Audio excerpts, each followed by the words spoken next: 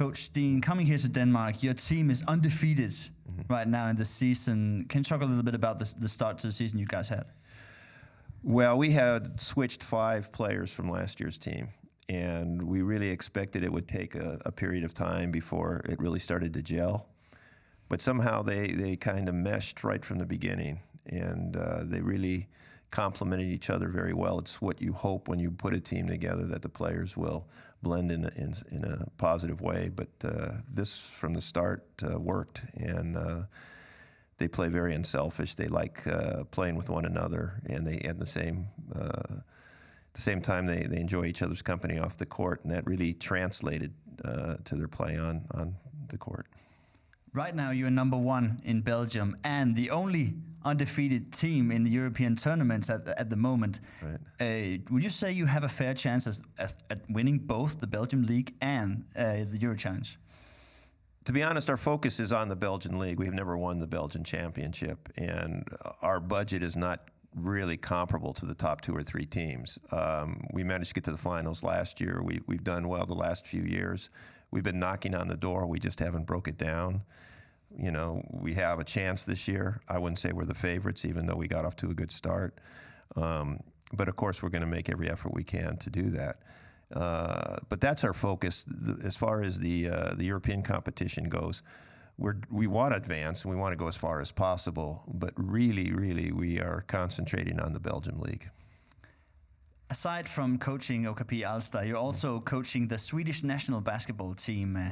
With your experience from Scandinavian basketball and Belgium, how would you compare Belgium basketball compared to, for example, Sweden, Denmark, other Scandinavian teams? Yeah, well, first a correction. I stopped last summer, so I was there 4 years. All right. But I do know quite a bit, especially about Swedish basketball. And I would say Scandinavian basketball in general, it's the level of physicalness and tempo is not the same as it is in other parts of Europe. Although they can compete, they have sometimes length. They're often very good shooters. They can shoot the ball well, and they have high basketball IQs. I think the tempo, the speed, and the strength of the game is something that they have to adjust to. They have the ability to do that, and it's good to see teams like Bakken Bears and Borås playing in European competition. I think in the future, and perhaps by the end of the season, and maybe even during this European competition, their games will grow. Because I scouted the Balkan team, for example, and I know they have size and strength, but I think sometimes they lose something because in the league they can't play against really that type of competition on a weekly basis. So we'll see how I'm expecting a very tough game tonight.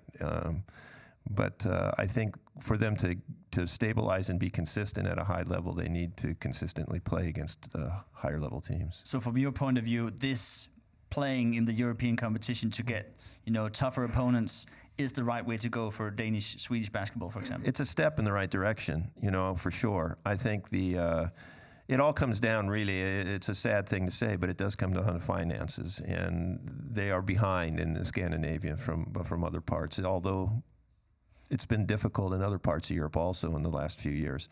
But there is a big gap there. And with money, you get better players. And with better players, you get better teams in your domestic leagues. And then you get better competitive games and you improve.